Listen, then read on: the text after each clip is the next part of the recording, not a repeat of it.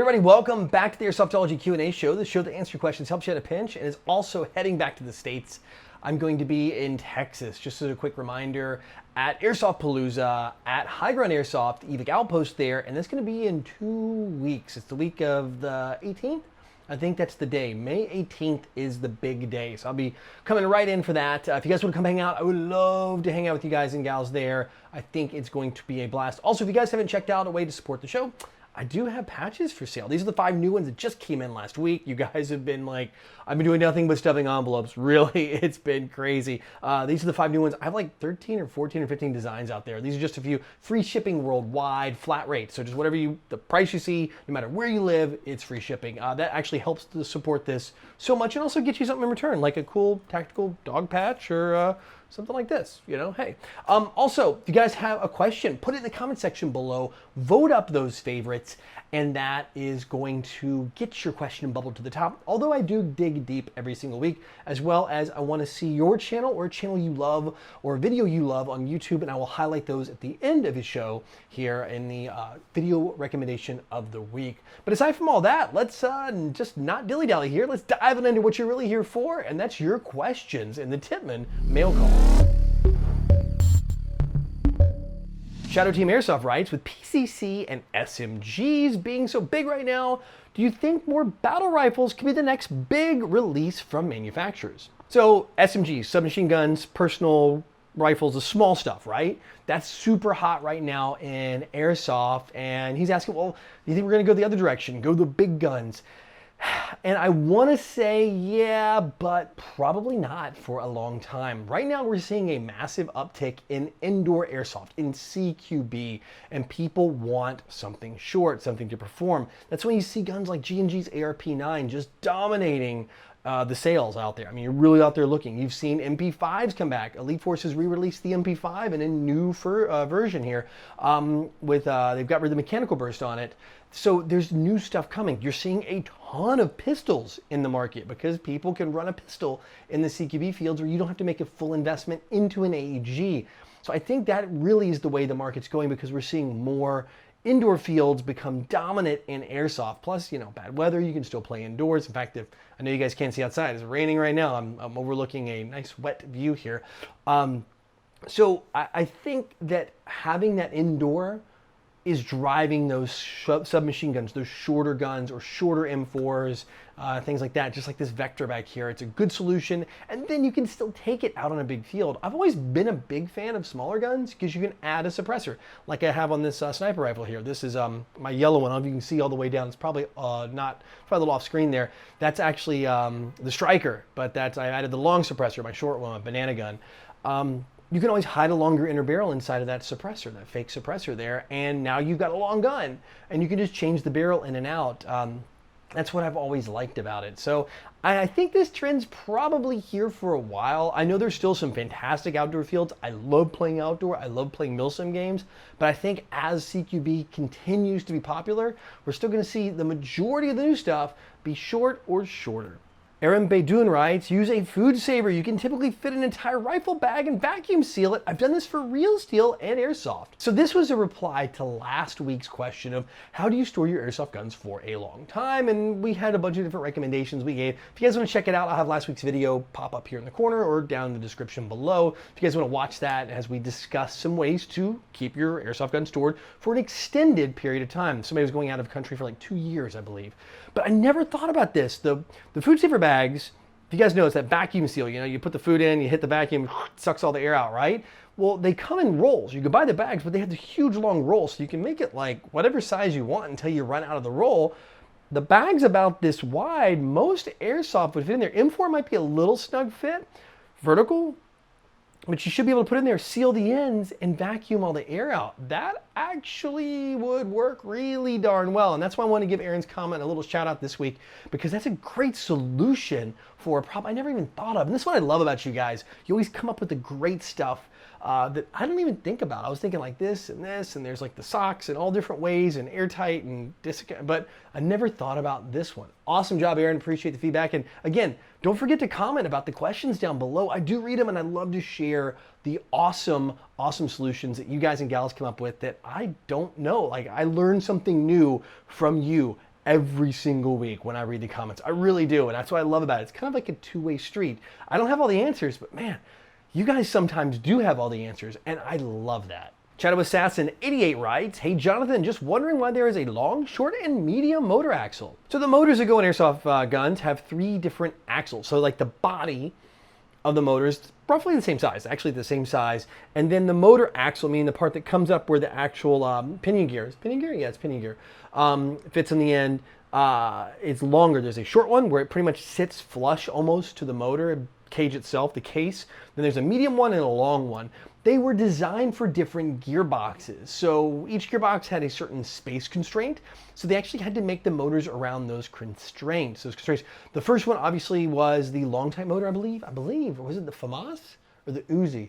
It might not have been the long type motor. God, I hope you go. Okay, I have a challenge for you airsoft historians out there. What was the first motor? I really don't know. I'm calling on you like super geeks out there that know what's up.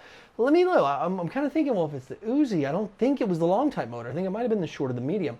But anyway, they use these different motors because there are space constraints inside of these guns. They've had to build a mech box around what little space they could do in a 1-to-1 replica of a real gun. So depending on where it goes, for example, the M4 goes in the grip, they have longer space, so they can run that longer motor. They'll need it to run longer to engage from the grip up into the gearbox.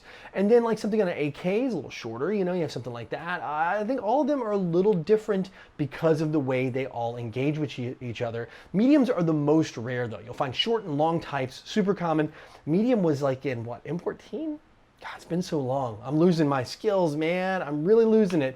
But anyway, I'm curious, some of you guys down in the comments, whoever it is, go down there, then like vote it up, guys. Thumbs up that one so we can get some true history. I'll share it with you guys next week on this one as well. Oklahoma Airsoft by CallSignZilla writes in again and says, "Hey Jonathan, I just bought a new uniform and I'm really excited to rock some multicam.